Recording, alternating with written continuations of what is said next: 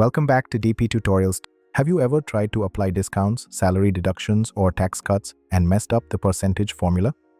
Don't worry. Today I'll show you the easiest way to subtract percentages in Excel with 3 real-life examples that you'll actually use at work. Let's go. Here's a simple, relatable dataset. You can copy this into your Excel file and follow along with me.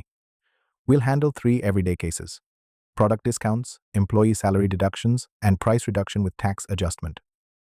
Alright, let's begin with the first example, product discounts. We want to find the net price after discount, right?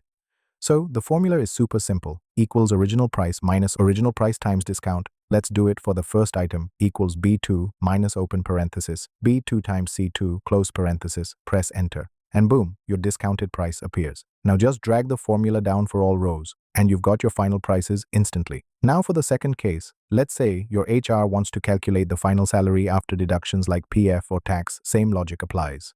In the final salary column, type equals B2 minus open parenthesis, B2C2 close parenthesis. That's it. No fancy formulas needed. Whether it's 8% tax or 10% PF, this formula subtracts it automatically. Easy, clean, reliable. And now, the real-world magic. For the price adjustment scenario, where we have tax added and discount subtracted, use this slightly extended formula. B2 plus, B2C2, B2D2. That means add tax, then subtract the discount. Excel does the math in the right order for you. Try this and you'll never again reach for your calculator during billing reports.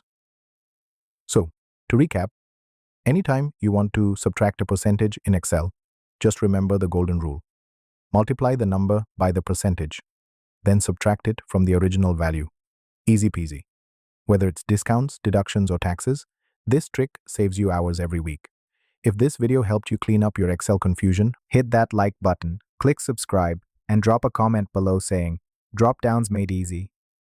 Thanks for watching DP Tutorials. See you in the next video.